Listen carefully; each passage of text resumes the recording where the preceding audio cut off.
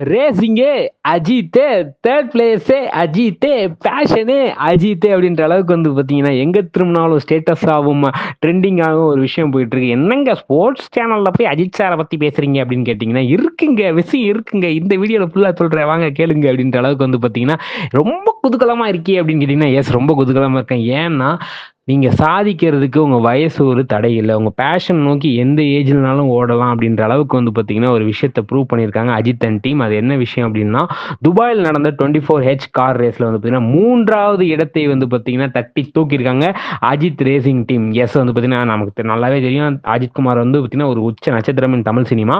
அவர் வந்து பார்த்தீங்கன்னா, ஒரு ரேசிங் கம்பெனி வந்து பார்த்தீங்கன்னா, இப்போ ரீசெண்டா ஆரம்பிச்சாரு. ஸோ அதுல வந்து பார்த்தீங்கன்னா, ரேஸ்ல வந்து பார்த்தீங்கன்னா, துபாயில் நடந்த ரேஸ்ல வந்து அந்த டீம் வந்து கலந்துக்குச்சு.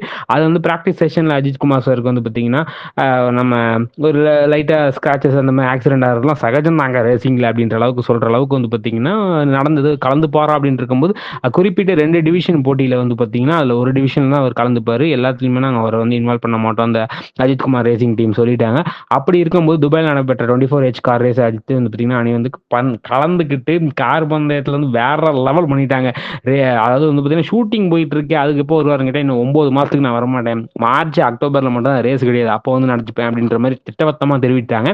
அதை தொடர்ந்து வந்து பார்த்தீங்கன்னா தகுதி சுற்றுல வந்து பார்த்தீங்கன்னா 7வது இடத்த பிடிச்சி வந்து பார்த்தீங்கன்னா அடுத்த லெவலுக்கு வந்து அந்த டீம் வந்து முன்னேறி வந்து துபாயில் நடைபெற்றதை வந்து பார்த்தீங்கன்னா 992 பிரிவில் வந்து பார்த்தீங்கன்னா கார் பந்தயத்தில் 3வது இடத்தையும் தட்டி தூக்கிட்டாங்க. அந்த வெற்றியை வந்து பார்த்தீங்கன்னா அப்படியே தேசிய கொடியோடு வந்து பார்த்தீங்கன்னா கொண்டாடினாரு பாருங்க.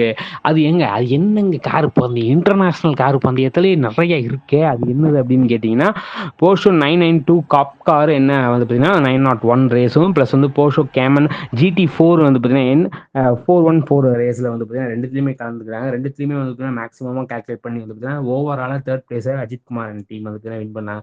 அதுலயும் ஷாலினி அப்படியே அமர்கான் திருப்பி ரீரிட்டர்ன்ஸ் ரிலீஸ் பண்ண மாதிரி இருந்ததுங்க அப்படின்ற அளவுக்கு வந்து பார்த்தீங்கன்னா போயிட்டு இருக்கும்போது கார் ரேஸ் பந்தயத்தில் வந்து பார்த்தீங்கன்னா அஜித் குமாருக்கு வாழ்த்துக்கள் குவிந்துட்டே இருக்கு. எல்லாருமே வந்து விஷ் பண்ணி நீங்க ப்ரௌட் இந்தியாவுக்கு வந்து இன்னும் நிறைய பெருமை சேர்க்கணும் அப்படின்ற அளவுக்கு வந்து பார்த்தீங்கன்னா சொல்லிட்டு இருக்காங்க. இன்னும் நிறைய ரேஸ்ல வந்து அந்த டீம் கலந்துக்கு போது அதுக்கு எங்க வாழ்த்துக்களும் சொல்லிக்கிட்டு பிடிச்ச லைக் பண்ணி ஷேர் பண்ணி கமெண்ட் பண்ணுங்க. மறக்காம தீனே மலரை சப்ஸ்கிரைப் பண்ணுங்க. நன்றி, வணக்கம்.